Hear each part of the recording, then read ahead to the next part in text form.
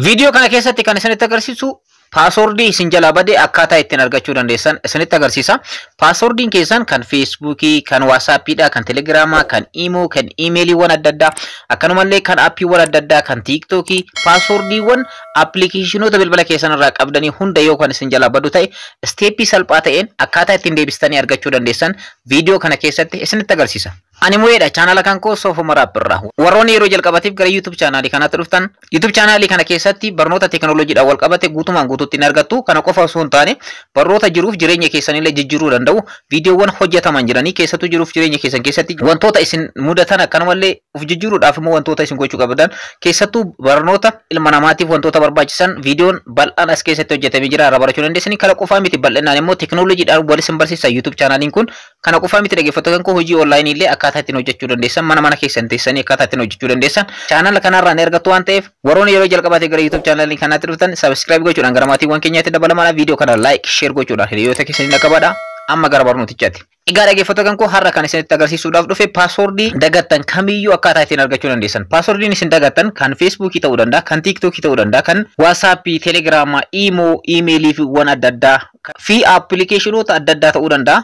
So deebistanii akkaataa ittiin argattan amma isinitti agarsiisa.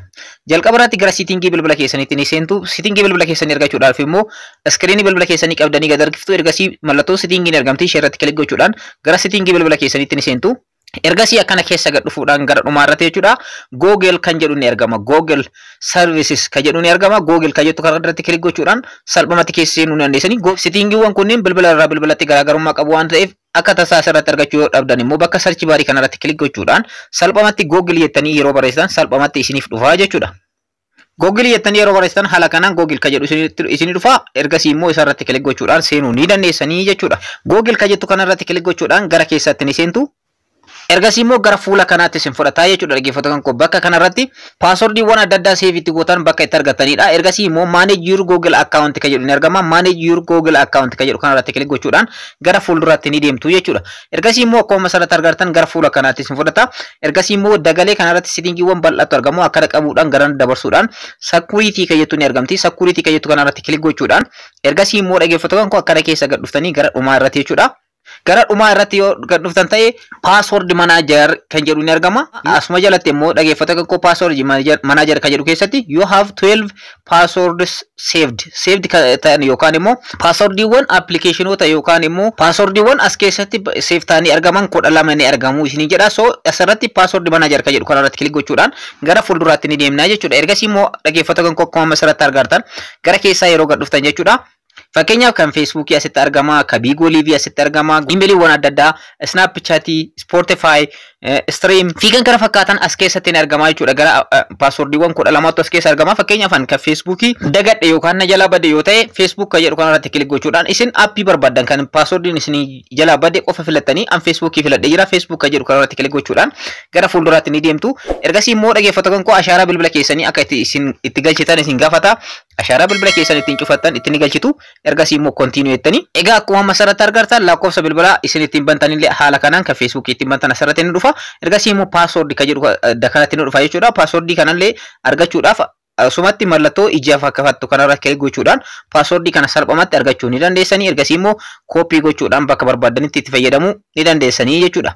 Egaa dhaggeeffattoota koo asirratti wanta tokko isin hubachiisuu barbaada. Emailiin bilbila keessan irratti itti fayyadamtan baay'ee yoo kan ta'u ta'e akka tasaa passwordii keessan bakkoota adda addaa irratti save godhachuu dandeessan waan ta'eef emailii jijjiiruudhaan illee passwordii kana bakka itti save godhatan adda baafachuu ni dandeessu. Kanas gochuudhaaf al tokko duubatti ni deebitu. Ergasii immoo dhaggeeffattoota koo profiiliin keessan ni argama. Gubbaa kanarratti profiiliin keessan kan emailii keessanii jechuudha. Isarratti kilik gootu. Ergasii haala kanaan isin dhufa. Dakana dhufuudhaan dhaggeeffattoota koo mallattoo V kan fakkaatu kan asirratti play fakkaatu kanarratti kilik gootanii. Ergasii immoo emailiiwwan bilbila keessan irratti argaman hunduu isinii dhufu haala kanaan jechuudha. Fakkeenyaaf an kanneen keessaa kan biraatti jijjiiree isinitti agarsiisu passwordiin kan biraa irratti illee save ta'uu danda'a waan ta'eef fakkeenyaaf isa kanarratti password emailii kana filadhee jira. Emailii kana erga filattanii booda continue jechuudhaan gara fuulduraatti itti fufsiiftu jechuudha.